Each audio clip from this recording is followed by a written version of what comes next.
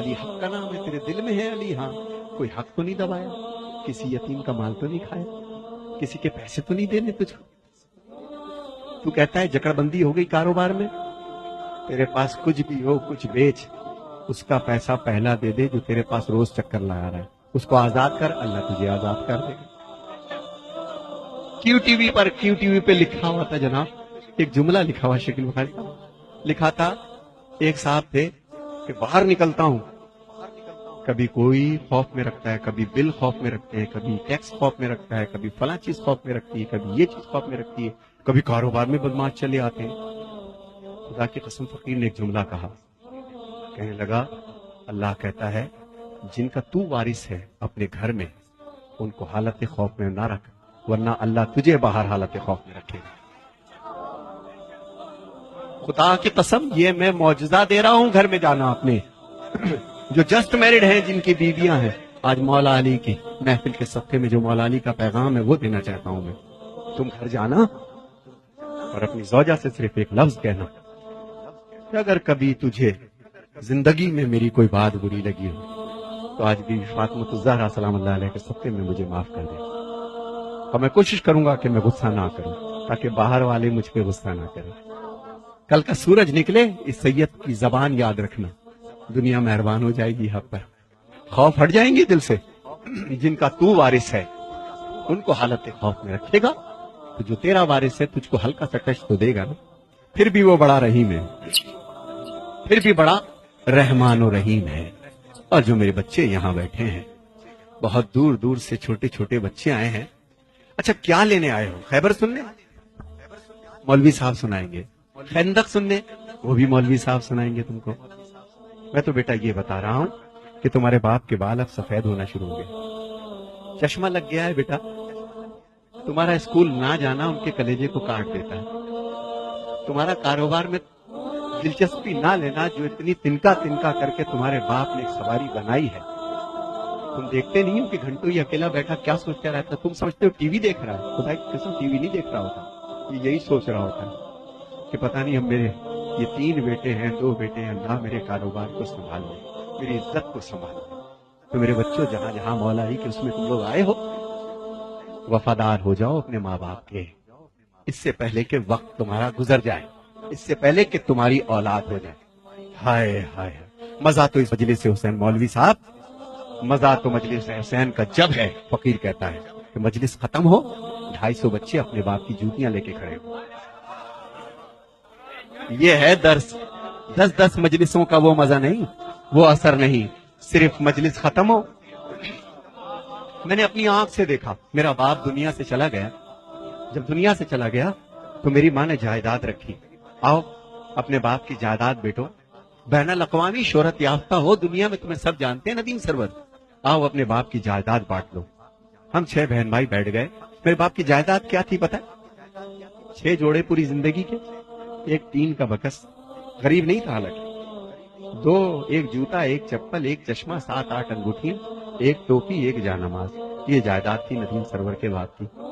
مگر اسی ندیم سرور کے باپ کو ایک دفعہ میں نے دیکھا، بتاتے کسی کو نہیں تھے کہ میں باپ ہوں ندیم سرور کا، اتنے سادہ تھے. رش میں کچل گئے، چشمہ وہ جا کے پڑا، کسی نے پیچھے سے اٹھا رہے تھے، کسی نے دھکا دیا، پیشانی زخمی ہو گئی. میں تڑپ گیا، خدا کے قسم تڑپ گیا. ابا میں نے کہا ابو یہ کیا ہو گیا؟ ارے نہیں میرا بچہ. ہائے ہائے، جس نے مجھے چلنا سکھایا، جس نے مجھے بولنا سکھایا، جس نے میری ناپاکی کو برداشت کیا، 10 بار میرے سوال کے جواب کو دیا، یہی تمہارے باپ جو بیٹھے ہیں، انہوں نے تمہیں چلنا سکھایا میرے بچوں، انہوں نے تمہیں بولنا سکھایا. ماں کے اور باپ کے اب بدن میں وہ طاقت نہیں رہی.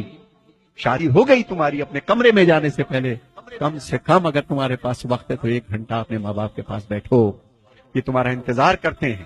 تم کچھ بھی کر لو یہ تمہارے لیے دعا کریں گے، دعا کریں گے. شادی ہو گئی، تم گھر میں آئے سیدھے اپنے کمرے میں، تمہیں نئی زندگی مل گئی. مگر وہ آنکھیں، ہائے ہائے، وہ آنکھیں اوڑھتی ہے خود تو بوسیدہ لباسوں کے کفن، اور چاہتوں کے پیرہن تم کو پہناتی ہے ماں. ہائے ہائے ہائے، پہلے بچے کو کھلاتی ہے بڑے ہی شوق سے، بعد میں جو کچھ بچے وہ شوق سے کھاتی ہے ماں. اور پیار کہتے ہیں کسے اور مامتا کیا چیز ہے؟ کوئی ان بچوں سے پوچھے جن کی مر جاتی ہے. خدا تمہارے ماں باپ کو قائم رکھے. میرے بچوں، چاہتے ہو تمہیں علی مل جائے؟ چاہتے ہو تمہیں حسین مل جائے؟ وہ بی بی سرکار حسین کی ماں ہے. کس کو چلا ہے من تو منانے؟ ہے تیرے پاس اتنا بڑا کردار کہ تو حسین کی ماں کو منا لے؟ اس کی جو کنیز تیرے گھر میں ہے، تیری ماں، پہلے اس کو منا. پہلے اس کو راضی کر، پھر تیری بی بی راضی ہوگی. خدا کی قسم اس علی کو منانے چلا ہے. ہائے ہائے، یہ غلام جو علی کا، جس نے تجھے چلنا بولنا سکھایا، پہلے اس کو سکھا. تو میرے بچوں، یہ مت سمجھنا تم جتنے یہاں بیٹھے ہو کہ تم چل رہے ہو پھر رہے ہو، تمہارے باپ بے وقوف ہے. نہیں، زندگی گزاری سب جانتے ہیں کہ تمہارے تیز قدم کس چیز کی نشاندہی ہے. تمہارا اٹھنا بیٹھنا، کیا سوچ رہے ہو، کیا باتیں کرتے ہو، ان بچوں تمہارے ماں باپ کو سب پتا ہے. لیکن ان کو کبھی کبھی خوف ہو جاتا ہے کہ بچہ بڑا ہو چلا ہے، کہیں بدتمیزی نہ کر جائے. تو میرے بچوں، جنہوں نے تمہیں پال پوس کر کے جوان کیا ہے، آج اپنے باپ کا کاروبار دیکھو. اور وہ بچیاں جو اپنے بھر کے انتظار میں ہیں، میرا بیٹا، بیٹیوں جوان ہو رہی ہے، ایک بات ذہن میں یاد رکھنا کہ جو ماں باپ تمہاری زندگی کا فیصلہ کریں، وہ گویا بی بی فاطمہ الزہرا نے فیصلہ کیا تم لوگوں کا. اور میری بہنوں کے لیے ایک پیغام ہے. اے میری بہنوں، جب تک تمہارے سر ڈھکے ہیں اس وقت تک ہمارے سر اٹھے. میرے حسینیوں، یہی بات ہے کہ نہیں ہے؟ جب تک ہماری بہنوں کے سر ڈھکے ہیں، جب تک تمہارے کردار سلامت ہیں، جب تک تمہارے، بے شک تم کالج جاؤ، یونیورسٹی جاؤ، جو چاہے کام کرو، کردار کے ساتھ لگے کہ علی والی ہو. جب چلو تو لگے کہ کسی علی والے کی بہن ہو، کسی کی بیوی ہو، کسی کی ماں ہو، کسی کی زوجہ ہو. یہی میرا ایک پیغام ہے آج کے مولا علی کا. مولا علی کا غم کیا ہے میں اس کو بھی پیش کروں گا. مگر میرے بچوں، جی اب جو میرے بچے یہاں بیٹھے ہیں، 2 شعر میں پڑھوں گا صرف تنہائی پر، کہ میرے بچوں، جتنی تمہاری تنہائی پاک ہوگی، جب تنہا ہوا کرو تو ایک چیز پڑھا کرو، سورہ الحمد کی تلاوت کیا کرو. کیا سورہ؟ میں زیادہ بول رہا ہوں، آپ بور نہ ہوئیے گا، لیکن یہ میری اماں کی باتیں ہیں، یہ میری امی کی باتیں ہیں، جنہوں نے بچپن سے سکھائی، اور میں اب بچوں تک وہ چیز میں پہنچانا چاہتا ہوں، تو میرے بچوں یاد رکھنا، اب جو میں کلام پڑھ رہا ہوں، جس وقت تمہیں کوئی نہیں دیکھ رہا ہوگا، مت سمجھنا کہ تمہارے ماں باپ سمجھتے نہیں تم کو کہ تم اس وقت بھی کیا کر رہے ہو.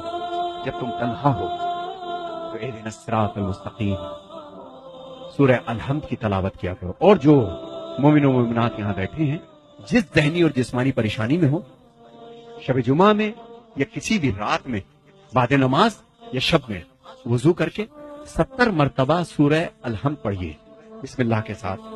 معصومین فرماتے ہیں کہ عجب نہیں ہے کہ مردہ زندہ ہو جائے. دوبارہ نہیں بتاؤں گا. اور ایک چیز، اگر کوئی بہت بڑی پریشانی ہے تو 10 تسبیح اللہ الصمد، اللہ الصمد، 3 صلوات پڑھ کے اللہ الصمد، اللہ الصمد، اللہ الصمد. تیسرا سورج نکلے گا اور تمہاری مشکل حل ہو جائے گی انشاءاللہ. ایک شخص تھا جس کو پھانسی کی سزا ہو گئی تھی. اس نے قید خانے سے کسی کو پیغام بھیجا تھا. کسی آیت اللہ نے اس کو پرچے پہ لکھ کر کے دیا کہ تو بے گناہ ہے، اور ہو سکتا ہے کسی زیادتی کی بنا پر یہ پریشانی دیکھ رہا ہو، کسی کو پریشان کیا ہو، کسی کا دل دکھایا ہو تو نے، تو اللہ الصمد کی تسبیح کر روزانہ 10 دفعہ. اور دوران تسبیح اگر تو 4 دفعہ کرے اور بیچ میں سے کٹ ہو جائے کسی وجہ سے، تو باقی 6 بعد میں کر لو. 10 اس کو مکمل کرو، روز کرو، انشاءاللہ 3 دن میں